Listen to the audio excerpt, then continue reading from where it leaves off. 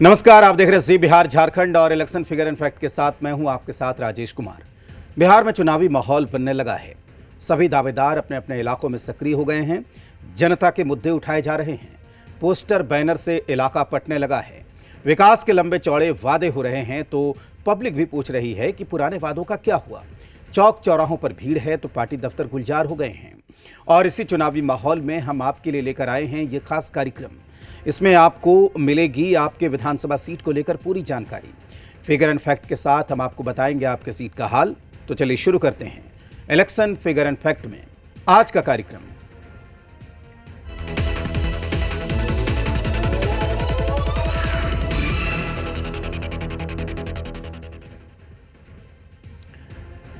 तो शुरू करते हैं आज का कार्यक्रम और आपको बताते हैं सिवान विधानसभा सीट के बारे में। तो आज जिस सीट का फिगर एंड फैक्ट आपको बताएंगे उस सीट का नाम है सिवान विधानसभा। आपको बता दें कि विधानसभा नंबर 105, जिला है सिवान और लोकसभा सीट भी सिवान ही है। आपको बता दें कि यहाँ से विधायक हैं अवध बिहारी चौधरी, जबकि यहाँ से सांसद हैं विजय लक्ष्मी देवी। तो ये सीट कई मायनों में बिहार की राजनीति में एक अलग दर्जा रखती है और काफ़ी रसूख वाली सीट मानी जाती है सिवान सीट की अगर हम बात करें। और इसकी पहचान के बारे में हम आपको बताते हैं कि सिवान सीट की पहचान क्या रही है। और ये सीट कई मायनों में बिहार की राजनीति के मिजाज को समझने के लिए सिवान की जो सीट है वो काफ़ी महत्वपूर्ण सीट है। और अब हम आपको बताते हैं सिवान की पहचान क्या है। आपको बता दें कि सिवान शहर की सीट है सिवान विधानसभा पर, और ज़िले भर के लोगों की नज़रें सिवान सदर सीट पर लगी रहती हैं कि आखिर यहाँ का नतीजा क्या होने वाला है। आपको बता दें कि ये ज़िला मुख्यालय की सीट मानी जाती है और ज़िले भर की नज़र इस पर लगी रहती है, क्योंकि सिवान विधानसभा की जो सीट है वो ज़िला मुख्यालय की सीट है। अब आपको बता दें कि यूपी के सीमा से लगा हुआ ये इलाका है। यूपी की सीमा के पास ये स्थित है और पटना से जो इसकी दूरी है वो है 140 किलोमीटर। ये गोरखपुर से भी करीब है। अगर सिवान सीट के लोकेशन की बात करें, 1924 में सिवान नगर परिषद की स्थापना हुई थी आज़ादी से पहले। और पुराने अगर इतिहास की बात करें तो ये कौशल राज्य का एक हिस्सा हुआ करता था सिवान की अगर बात करें। और ये भी कहा जाता है कि भगवान बुद्ध का पार्थिव शरीर यहाँ पर रखा गया था सिवान में, और शब्द से ही सिवान कहा जाने लगा। यहाँ मुसलमानों की बहुलता है। ये सीट यहाँ का जो समीकरण है मुसलमान ही इसमें निर्णायक होते हैं। तो ये सिवान की क्या पहचान है वो हम आपको बता रहे थे। तो एक एक आंकड़ा, एक एक जानकारी फिगर एंड फैक्ट के जरिए हम आपको आज सिवान विधानसभा के बारे में बताएंगे। आपको बता दें कि चुनावी इतिहास सिवान का क्या है वो हम आपको बताते हैं। 2010 में सिवान सीट से व्यासदेव प्रसाद जो बीजेपी के उम्मीदवार थे उन्होंने यहाँ से जीत दर्ज की थी, जबकि 2015 में व्यासदेव प्रसाद ही यहाँ से जीते थे बीजेपी की तरफ से। और इतिहास ये रहा है कि हर बार कांटे की टक्कर रहती है, रोमांचक मुकाबला रहता है। 2020 के चुनाव की बात करें तो यहाँ पर आरजेडी के अवध बिहारी चौधरी ने यहाँ से चुनाव में जीत दर्ज की थी। तो यहाँ पर जब भी चुनाव होता है कांटे का मुकाबला यहाँ पर देखने को मिलता है। अब बात करते हैं 2020 के नतीजे की, यानी कि पिछला विधानसभा चुनाव में सिवान विधानसभा सीट में क्या रिजल्ट देखने को मिला था। आपको बता दें कि अवध बिहारी चौधरी जो आरजेडी के उम्मीदवार थे उन्होंने जीत दर्ज की थी। उन्हें कुल वोट मिले थे 76,785। आरजेडी के उम्मीदवार अवध बिहारी चौधरी और ओम प्रकाश यादव बीजेपी की तरफ से चुनावी मैदान में थे। इन्हें 74,812 वोट मिले। हार जीत का जो अंतर था वो था 1,973 वोटों का। तो आप कह सकते हैं कि 2020 के विधानसभा चुनाव में सिवान उन सीटों में शामिल रहा जहां पर कांटे का मुकाबला देखने को मिला। अब आपको बताते हैं कि लोकसभा चुनाव 2024 यानी कि हाल में जो चुनाव हुआ है, साल भर भी नहीं हुआ, उस चुनाव का नतीजा क्या देखने को मिला था। इस सीट को लेकर अगर बात करें तो विजय लक्ष्मी देवी जो जेडीयू के उम्मीदवार थी उन्हें इस सीट पर 70,895 वोट आया, जो कुल पड़े वोटों का 40.06% था। जबकि हिना साहब जो इंडिपेंडेंट लड़ रही थी यानी निर्दलीय उम्मीदवार थी, उन्हें 61,347 वोट आया, यानी कि कुल 34.66% मतदाताओं ने उन्हें वोट दिया। यहाँ भी निर्दलीय हिना साहब और विजय लक्ष्मी देवी के बीच में कांटे का मुकाबला सिवान विधानसभा सीट में पड़े हुए वोटों की अगर हम बात करें तो यहाँ पर देखने को मिला था। अब आपको बताते हैं कि इलाके में मुद्दा क्या है, यानी कि सिवान विधानसभा सीट में जब हम गए, हमारी टीम गई, तो किन किन मुद्दों का वहाँ पर लोगों को सामना करना पड़ता है। तो चुनाव में जो मुद्दा रहेगा वो है सिसवन ढाला पर ओवरब्रिज की मांग सालों पुरानी है। इस बार भी बड़ा मुद्दा है चुनाव में। कचहरी ढाला पर ओवरब्रिज की मांग सालों पुरानी है, बड़ा मुद्दा रहेगा चुनाव में। और जर्जर एकता इंडोर स्टेडियम का नवीनीकरण एक यहां पर डिमांड है लोगों की। लॉ एंड ऑर्डर का मुद्दा भी चुनाव में यहां से उठ सकता है। अब आपको हम बताएंगे कि ये तो मुद्दा हो गया, अब हम आपको बताएंगे कि इलाके की प्रमुख समस्याएं क्या हैं जिसका सामना सिवान सदर विधानसभा सीट के लोगों को करना पड़ता है। उन समस्याओं के बारे में हम आपको बताते हैं। तो मुद्दे की बात हमने की, अब हम समस्याओं की बात करते हैं। सिवान विधानसभा सीट की अगर समस्याओं की बात करें तो यहाँ पर इंडोर स्टेडियम जर्जर हालत में है। आपको बता दें कि एक नहीं कई सारी समस्याएं हैं जिसका सामना सिवान विधानसभा के लोगों को करना पड़ता है और लगातार वहां पर कई तरह की समस्याएं लोगों को देखने को यहां पर मिलती हैं। सिवान शहर की सीट है, अच्छी खासी आबादी है शहर की और कई सारे मुद्दे हैं जो यहां पर लोगों को जिसका सामना करना पड़ता है। एक नहीं कई तरह की समस्याएं यहां पर लोगों को जिनका सामना यहां पर लोगों को रोज करना पड़ता है। जाम की समस्या हो, जल जमाव की समस्या हो, पानी निकासी की समस्या हो, बेहतर अस्पताल, बेहतर शिक्षा की समस्या हो, ये ऐसे तमाम समस्याएं हैं जिसका सामना सिवान वासियों को करना पड़ता है। लगातार जनप्रतिनिधियों के सामने इस तरह के मुद्दे को वो उठाते हैं लेकिन कोई सुनवाई नहीं होती, इसका कोई समाधान नहीं निकलता है। लगातार हम फिगर एंड फैक्ट के जरिए इस कार्यक्रम में आपको बताएंगे कि सिवान की समस्याएं क्या है, सिवान की प्रमुख मांग क्या है, सिवान का मुद्दा क्या है। इस तरह की तमाम बातें जो भी वहाँ से समस्याएं हैं वो हम आप तक पहुँचा रहे हैं इलेक्शन फिगर एंड फैक्ट के जरिए।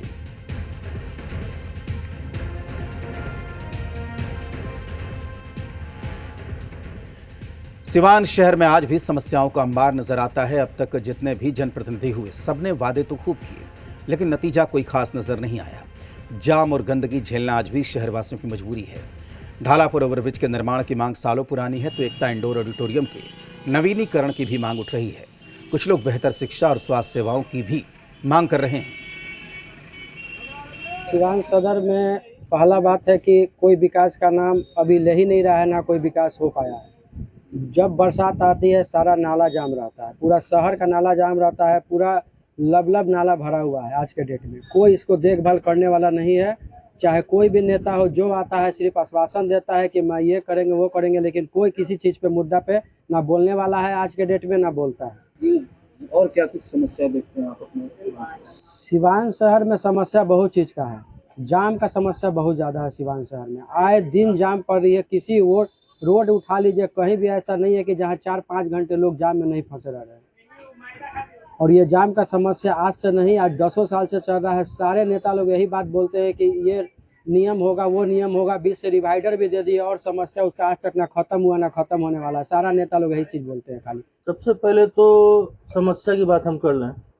जो भी हमारे यहाँ विधायक हों या MP हो, MLA, मतलब जो भी हो हमारे यहाँ, आज NDA की सरकार है लेकिन काम कुछ भी नहीं हो रहा है। और विधायक हमारे यहाँ JD से सिरोज भाई चौधरी जी हैं लेकिन काम देखने जाए तो कुछ नहीं। आज कूड़ों का अंबार देख लीजिए, आप अतिक्रमण देख लीजिए, आप सड़क में जाम देख लीजिए, आप कहीं पे बिजली लाइट का इस समय जो व्यवस्था है, एक फ़ोन करने पे लोगों को सुविधा मिलती थी, आज वो भी नहीं मिल पा रही है।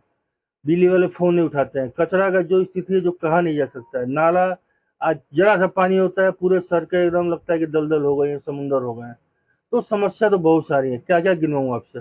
विशेष मुद्दा अगर हम व्यवसायी वर्ग अगर कहें तो चूंकि मैं एक व्यवसायी हूँ और एक अच्छे काउंटर से आता हूँ, तो मुद्दा तो मुझे लगता है कि विकास बनाम जो सरकार NDA की दे रही है वो नहीं रहेगा।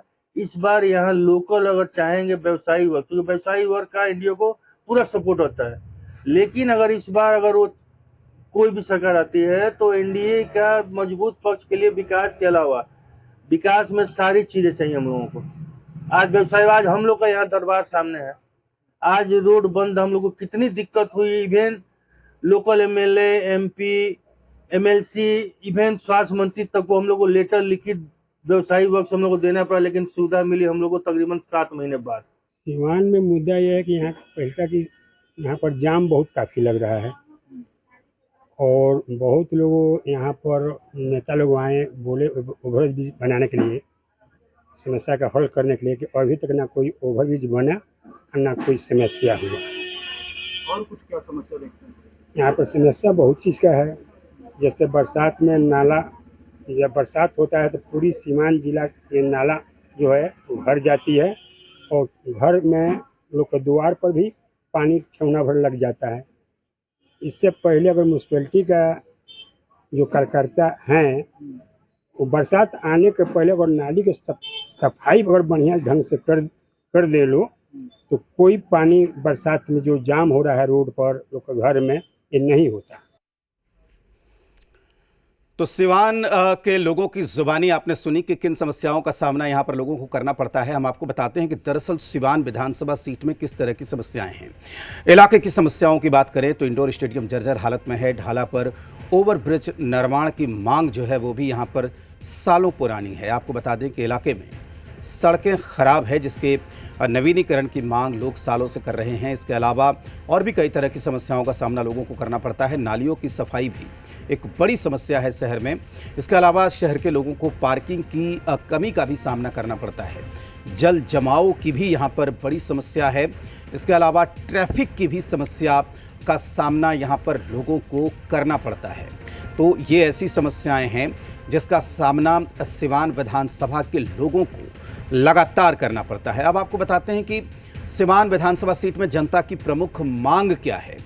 कौन से मांग है जो कैंडिडेट के सामने सिवान के वोटर्स या सिवान के मतदाता रख सकते हैं। आपको बता दें कि जनता की प्रमुख मांग है कि सिसवन ढाला पर ओवरब्रिज बने, कचहरी ढाला पर भी ओवरब्रिज बने और इंडोर स्टेडियम का नवीनीकरण हो। सीधा साधा मामला है। यहाँ पर मांग स्पष्ट है कि ओवरब्रिज और इंडोर स्टेडियम का नवीनीकरण ये यहाँ का मुख्य मुद्दा है। अब हम आपको बताते हैं कि यहाँ पर पीके फैक्टर क्या है, यानी कि प्रशांत किशोर और उनकी पार्टी जनसुराज को लेकर सिवान विधानसभा के लोग क्या सोचते हैं, इसके बारे में हम बात करते हैं। यानी कि सदर सीट सिवान विधानसभा की पीके फैक्टर का कितना असर यहाँ पर देखा जा रहा है। आपको बता दें कि प्रशांत किशोर का असर यहाँ के वोटर्स मान रहे हैं कि यहाँ की सीट पर प्रशांत किशोर का असर देखा जा रहा है। तो प्रशांत किशोर की पार्टी जनसुराज का भी असर यहाँ पर लोगों को दिख रहा है। लोग पीके की टीम से जुड़ रहे हैं और चूँकि पीके बच्चों के भविष्य और शिक्षा और स्वास्थ्य की बात कर रहे हैं, इसलिए लोगों का रुझान भी प्रशांत किशोर की तरफ नजर आ रहा है। आपको बता दें कि सिवान विधानसभा में प्रशांत किशोर और उनकी जनसुराज पार्टी का असर दिख रहा है। चूँकि पार्टी पहली बार चुनावी मैदान में अपना दाव आजमा रही है, इसलिए पब्लिक साफ नहीं बता पा रही है, लेकिन पीके फैक्टर का इफेक्ट यहाँ पर लोगों से बातचीत में साफ नजर आ रहा है।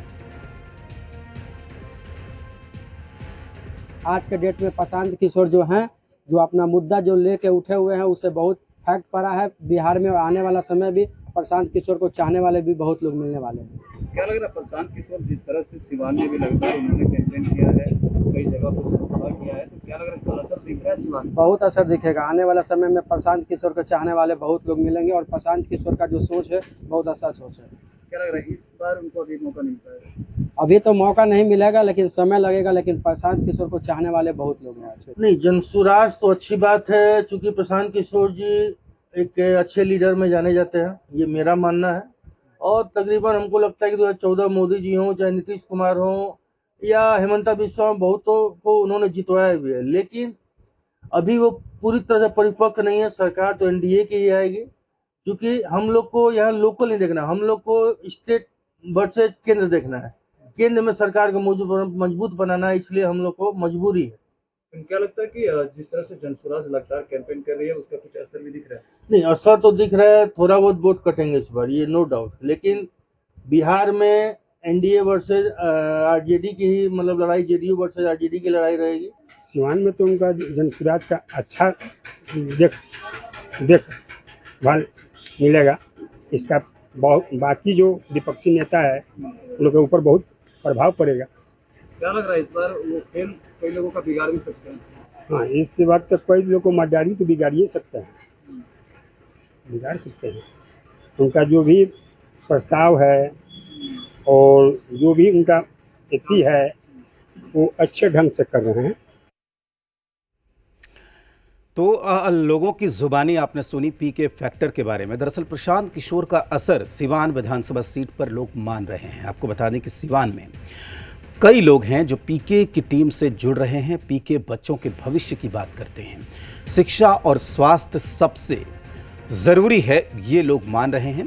सिवान में कई लोग हैं जो पीके फैक्टर का असर यहाँ पर इस सीट पर मान रहे हैं। इसलिए प्रशांत किशोर के बारे में अपनी बात लोग यहां पर कहते हुए नजर आए। लोगों ने स्पष्ट तौर पर कहा कि तीसरी ताकत के तौर पर प्रशांत किशोर सदर विधानसभा सीट सिवान में उभर सकते हैं। तो आपको बता दें कि सिवान विधानसभा सीट पर प्रशांत किशोर और उनकी पार्टी जन स्वराज का कितना असर है, ये जानने के लिए हम पहुंचे व्यवहार न्यायालय के वरीय अधिवक्ता राजीव रंजन राजू के पास। उन्होंने कहा कि सिवान सीट पर तो पीके फैक्टर है ही, यहां पर वे कई दलों का फैक्टर बिगाड़ भी सकते हैं, क्योंकि जनता को तीसरा विकल्प मिल रहा है और प्रशांत किशोर मेहनत भी खूब कर रहे हैं।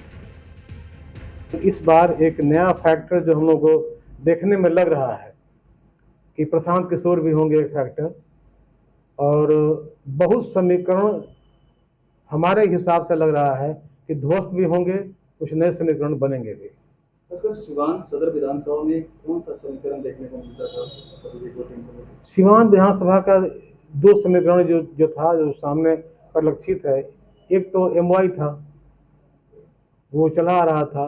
दूसरा है नीतीश कुमार का लव एंड कुश फैक्टर। उन लोगों की भी संख्या यहाँ पर काफ़ी अच्छी है, लेकिन बीच में तीसरा आदमी भी यहाँ गोल मार सकता है, वो है प्रशांत किशोर, जो काफ़ी एक्टिव है और देखने में आ रहा है। बाद में चुनावी समय में क्या होगा ये समय बताएगा, लेकिन देखने में या जो सभाओं में भीड़ हो रही है या जिस तरह से लोग रेस्पॉन्स ले रहे हैं, उसमें लग रहा है कि एक फैक्टर प्रशांत किशोर भी होंगे। देखिए, दिख तो रहा है, असर दिख रहा है और लोग उनके साथ में भी हैं। चुनाव में, चुनावी वक्त में, चुनाव के जस्ट उस समय कौन सा क्या हो जाएगा वो कहना अभी बेमानी होगा, लेकिन ये अवश्य है कि एक फैक्टर वो रहेंगे और बहुत लोगों का फैक्टर बिगाड़ेंगे भी। क्या पहले लोग विकल्प के तौर पर सिवान पार्टी को नहीं देख पाते थे, उनको विकल्प मिल सकता है? तीसरा विकल्प मिल रहा है। मान लीजिए कि इनकम्बेंसी और बिहारी जी के साथ है, मान लीजिए कि इतने दिनों से एनडीए सत्ता में है, तो लोग विकल्प तो लोग खोज ही रहे हैं और इनकम्बेंसी बहुत बड़ा फैक्टर है, जिसमें जब अगर कोई नया नेतृत्व हमको तीसरा ऑप्शन मिल रहा है तो हम उसको ऑफ करेंगे। तो सिवान सीट का फिगर इन फैक्ट हम आपको बता रहे हैं, एक एक आंकड़ा सिवान सीट से जुड़ा हुआ।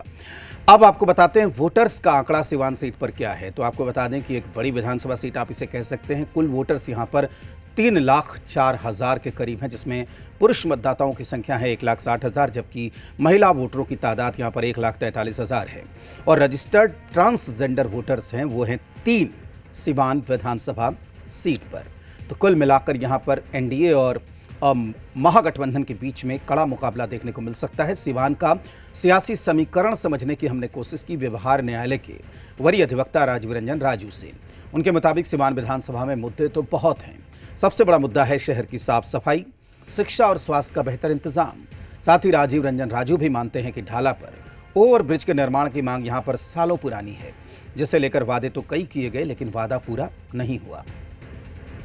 देखिए, सारी पार्टियां, सारे दल यहाँ पर अपना ताल ठोक रहे हैं, लेकिन कई समस्याएं हैं सिवान में जिसका निदान आज तक नहीं हो पाया है। सिवान में गंदगी के वक्त आप देखेंगे अंबार लगा हुआ है, बड़ी दुखद स्थिति यहाँ पर है, लूट मचा हुआ है चारों तरफ। दावेदारी तो बहुत लोगों की है और सब लोग जीत रहे हैं। अभी वर्तमान में यहाँ के राजद के विधायक जो हैं अवध चौधरी जी हैं, क्या लगता है कितना विकास हुआ और जिस तरह से लोगों को उम्मीद है कितना उसका? देखिए, विकास तो सिफर है, विकास के नाम पर ऐसा कुछ नहीं है। और आप देख रहे हैं सबसे चिंता का विषय है गिरती हुई लॉ एंड ऑर्डर, जिस पर स्थानीय स्तर से लेकर प्रदेश स्तर तक लोग सचेत नहीं हैं। बिल्कुल लोग केयरलेस की तरह लोग घूम रहे हैं और इस पर इसके निदान के बारे में लोग सोच रहे हैं। मुख्य समस्या यहाँ की सफाई है, लॉ एंड ऑर्डर है, अनएम्प्लॉयमेंट है, अतिक्रमण है। और अतिक्रमण की वजह से आप देख रहे होंगे कि सिवान में अपार जाम की समस्या लगी हुई है। इसी बीच में एक सिवान में डिज्नीलैंड भी खोल दिया गया गांधी मैदान में, जिससे और समस्या विकट रूप धारण कर देगी। यहाँ पर ओवरब्रिज का भी एक मुद्दा बहुत लंबे ओवर ब्रिज का तो मुद्दा किताबी रह गया है। जो नेता आता है वो पहले आएगा और बताएगा कि हमने सर्वे करा दिया, हमने ये करा दिया, वो करा दिया।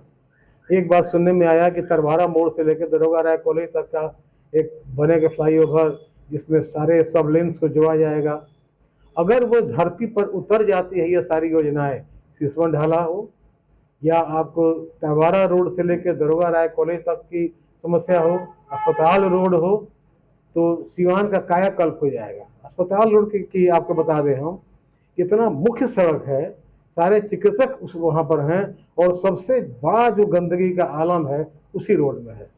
बायोलॉजिकल वेस्ट आप देखेंगे, बायोलॉजिकल वेस्ट करने का मतलब हुआ कि जो डॉक्टरों के यहाँ से, जो नर्सिंग होम से जो वेस्ट निकलता है, उसका सबसे बड़ा अंबार गौशाला चौराहा पर है। कहीं कहीं जाम और जो सफाई है वो सबसे बड़ा मुद्दा रहा है। सबसे बड़ा मुद्दा जाम, सफाई, अतिक्रमण, लॉ एंड ऑर्डर। तो आपने देखा सिवान सीट से जुड़ा हुआ हर आंकड़ा फिगर एंड फैक्ट के इस कार्यक्रम में, और इसी के साथ आज के फिगर एंड फैक्ट में इतना ही। उम्मीद है कि आपको विधानसभा सीट की पूरी जानकारी मिल गई होगी। साथ ही आपने यहाँ की पब्लिक का मूड और राजनीति का मिजाज भी भांप लिया होगा। अगले एपिसोड में मिलते हैं किसी और सीट के फिगर एंड फैक्ट के साथ। तब तक के लिए नमस्कार।